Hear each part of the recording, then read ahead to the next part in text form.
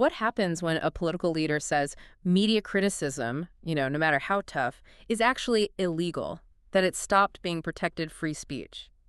Yeah, that kind of statement, it definitely makes waves. It's more than just a headline, right? It immediately creates this friction point, constitutionally speaking. Especially when it lines up with a huge decision by a major network. Exactly. So for our deep dive today, we're looking at what feels like a perfect storm. You've got political pressure, a real tragedy, and then regulatory action all converging. Okay, so what are the pieces we're looking at? We're digging into three sources that are really interconnected. First, President Trump's comments, the ones made in the Oval Office about the legality of negative press. Okay. Second, the very sensitive fallout from the assassination of Charlie Kirk, the conservative activist, Oh. a truly awful event. Yes, absolutely. And third, the direct consequence that seemed to follow.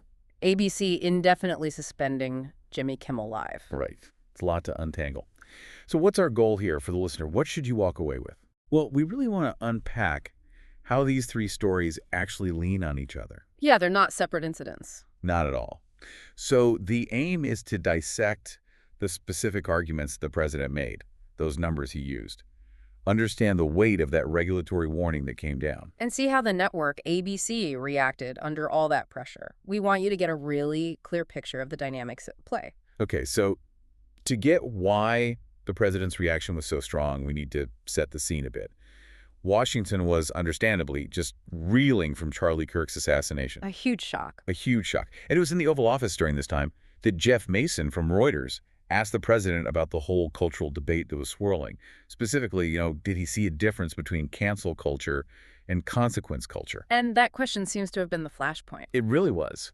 And the timing with the Kimmel suspension is key here because it shows the tightrope media companies are walking. Jimmy Kimmel Live Yeah. was already off the air indefinitely by then. It had happened earlier in the week. And it wasn't for something minor, right? Walk us through the Kimmel side of this. No, not minor at all. Kimmel faced this immediate, huge backlash because he suggested on his show that the person who assassinated Charlie Kirk was politically a conservative. Wow, okay. Yeah, I mean, given how incredibly sensitive things were, the national grief, the political volatility around Kirk's death, making a comment like that was seen as deeply inflammatory, essentially accusing someone from the same political side of that violence. That is, yeah, a staggering thing to say right after something like that happens. So ABC acted quickly. Very quickly, suspending the show indefinitely. Clearly, they wanted to distance themselves from that controversy fast.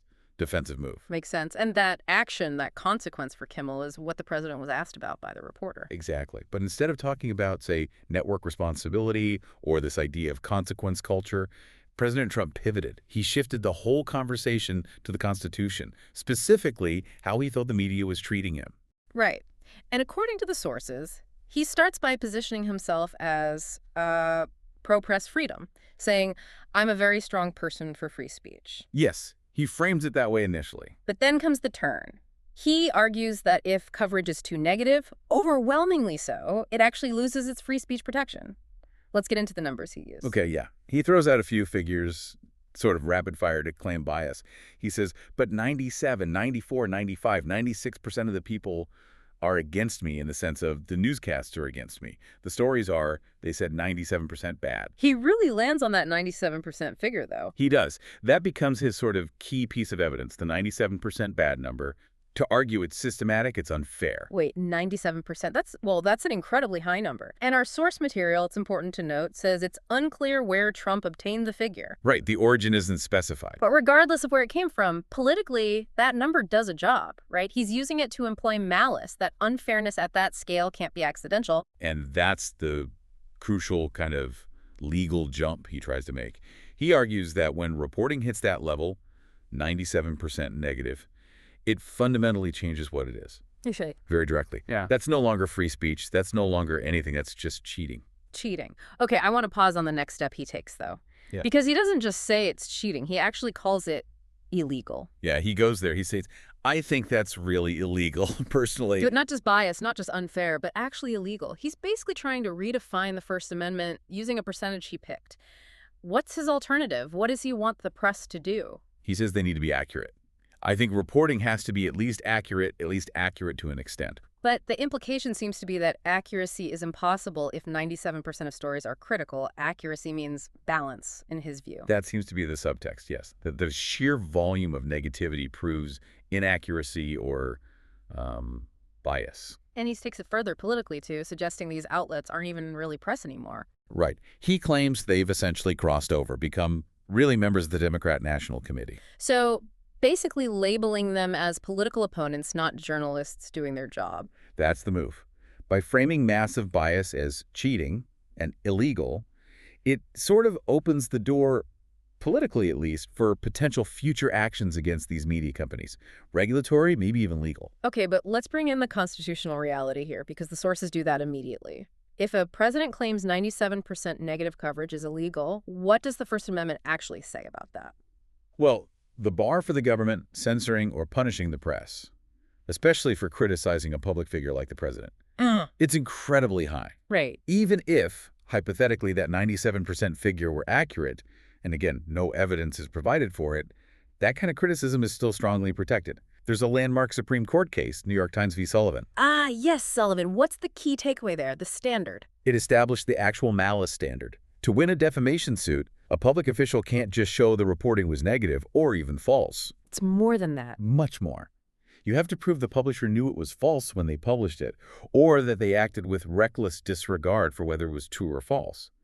Basically, they had serious doubts about its truthfulness. So just being overwhelmingly critical, even 97% critical, that doesn't come close to actual malice. Not even remotely. Right. So the claim that negative reporting becomes illegal just because there's a lot of it, that's completely at odds with decades of First Amendment law. Okay, so we have this backdrop. The president claiming critical press is illegal. Then we have a major network, ABC, pulling a top show, Kimmel. But the really striking part is the timing, right? This network action didn't happen in a vacuum. There was regulatory pressure involved just before. That's the critical link in this chain. The indefinite suspension of Jimmy Kimmel Live happened just hours after the chairman of the Federal Communications Commission, Brendan Carr, issued a very public, very direct warning to ABC. The FCC. Okay, remind us, what power does the FCC actually hold over a network like ABC? How do they get involved in something like a comedian's comments? Well, the FCC is powerful because it controls the broadcast licenses. ABC needs those licenses to operate its TV stations across the country using the public airwaves. The licenses. And while the FCC generally tries to stay out of regulating specific content, the unspoken threat is always there, challenging a license renewal. That's potentially catastrophic financially for network. So when Carr issued this warning, it wasn't just him expressing an opinion. It carried the weight of potential action against their core business. Absolutely. It was an implicit threat to their broadcast operations. What did he actually say? What was the language that signaled this pressure? It was pretty blunt. The source material quotes him directly, Carr said. Frankly, when you see stuff like this, I mean, look, we could do this the easy way or the hard way. The easy way or the hard way? Wow, that's not subtle. That sounds like an ultimatum. It really does. And he didn't stop there. He laid out what he expected ABC to do. He said, these companies can find ways to change conduct and take action, frankly, on Kimmel, or there's going to be additional work for the FCC ahead. Additional work for the FCC. What does that mean in practice? What's the hard way he's threatening? What could the FCC actually do that would make a huge company like ABC pull a popular show so fast? The hard way? Well, it could mean a few things. First, just creating a difficult regulatory environment. Think burdensome new rules, maybe targeted investigations, making life generally difficult. Okay, bureaucratic headaches? Yeah, but the really big stick is the license renewal process itself. The FCC could drag out the renewal hearings for ABC stations, make them costly and uncertain. They could even formally question whether the network is operating in the public interest, given perceived misconduct, like the Kimmel comment. That uncertainty alone would be toxic for a publicly traded company. Absolutely. Poison for their business planning, their stock price. And the outcome. ABC suspends Kimmel indefinitely, just hours after Carr's public warning. It really shows how potent that regulatory threat can be, especially when it aligns with political pressure and this backdrop of the Kirk tragedy. It really demonstrates the challenge for media outlets trying to maintain editorial independence when they face that kind of explicit, high-level threat about their future regulatory standing. The network acted almost immediately after the warning. It suggests they did a calculation right. The financial risk of the FCC's hard way was seen as much greater than the perhaps reputational risk of pulling Kimmel off the air. So let's pull this all together. We've looked at a situation where you have the president claiming negative press is illegal, using figures that aren't substantiated. Right. At almost the exact same time, you have a top regulator using language that sounds very much like a threat, easy way or hard way, pressuring the network to change conduct. And the network does change conduct, immediately suspending the show in question. It's a really stark example of how political rhetoric, even if constitutionally questionable, can seemingly empower or provide cover for regulatory pressure, potentially bypassing First Amendment protections through indirect means. That tension, it really comes down to the timing and that coercive language. The FCC chair offered ABC a choice: self-censor or face additional work.